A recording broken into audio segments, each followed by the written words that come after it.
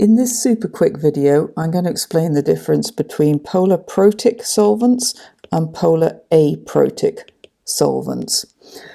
Now, almost all the chemical reactions we study take place in a solvent.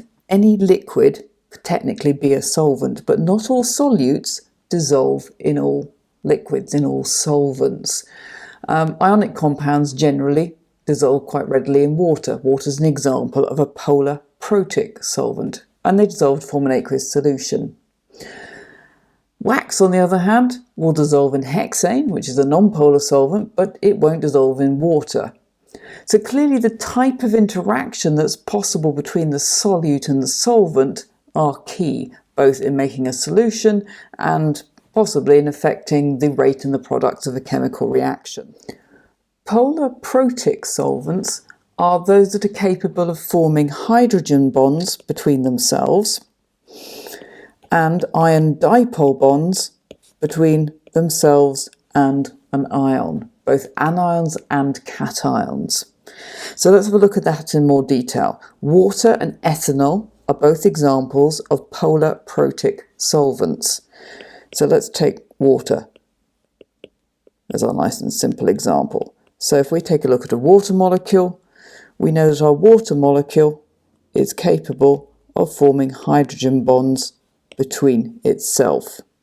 Remember, when we show hydrogen bonds, we are showing the lone pairs on the oxygen, the fact that oxygen is delta negative, that the hydrogen bonded to it is delta positive, and our hydrogen bond forms between the delta positive hydrogen and the lone pair on the oxygen of a neighbouring molecule. So this is an example of a hydrogen bond.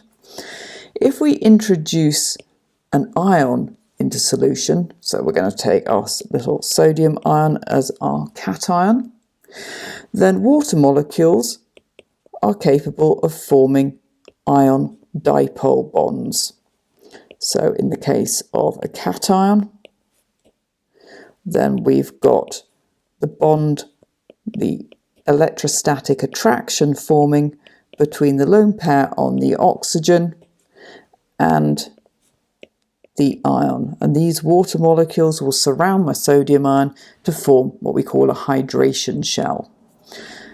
In terms of the anion, well, I'm going to take a chloride ion, then we find it's the delta positive hydrogen of the water molecules that are going to be attracted to the negatively charged chloride ion and again form a hydration shell of water molecules around that ion. So that's an example of a polar protic solvent. A good example of a polar aprotic solvent is Dmso, which stands for dimethyl sulfoxide. And it looks like this. We've got a sulfur double bonded to an oxygen, and each sulfur has also got a couple of methyl groups bonded to it. The oxygen has a lone pair of electrons that is able to interact with a cation. So that's a key thing for aprotic solvents. They typically have an oxygen or sometimes a nitrogen atom with this lone pair of electrons. The molecule has a dipole because oxygen is more electronegative than sulfur.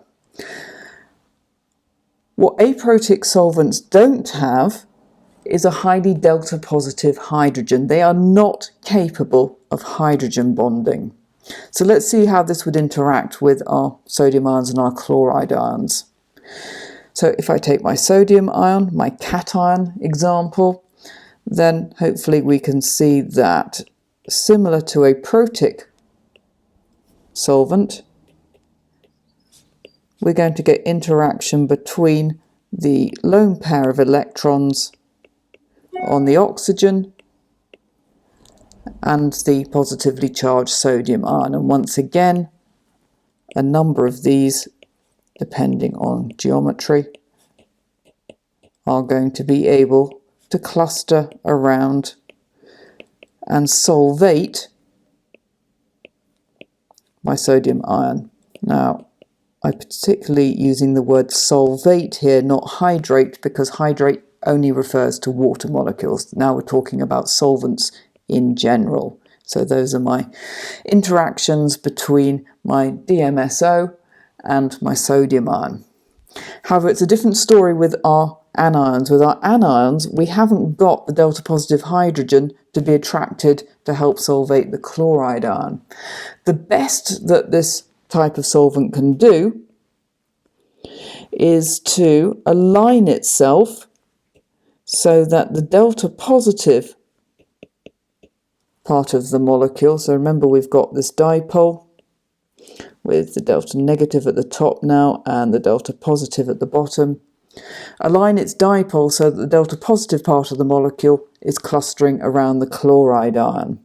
Now, hopefully we'll also be able to see, I can just squeeze another one in there, you get the idea,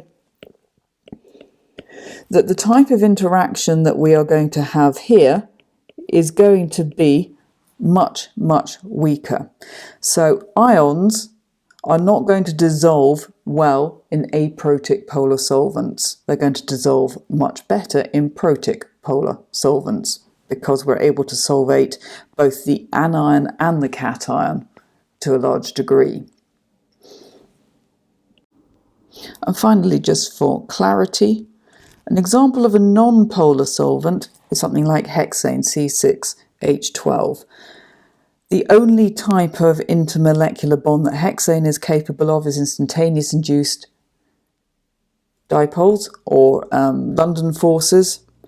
So it's a great choice for dissolving like-minded molecules such as wax and hydrocarbons. Ions are not going to dissolve in non-polar solvents because there is no strong enough interaction between the ion and the solvent molecule to overcome the amount of energy we're going to need to dismantle our ionic lattice.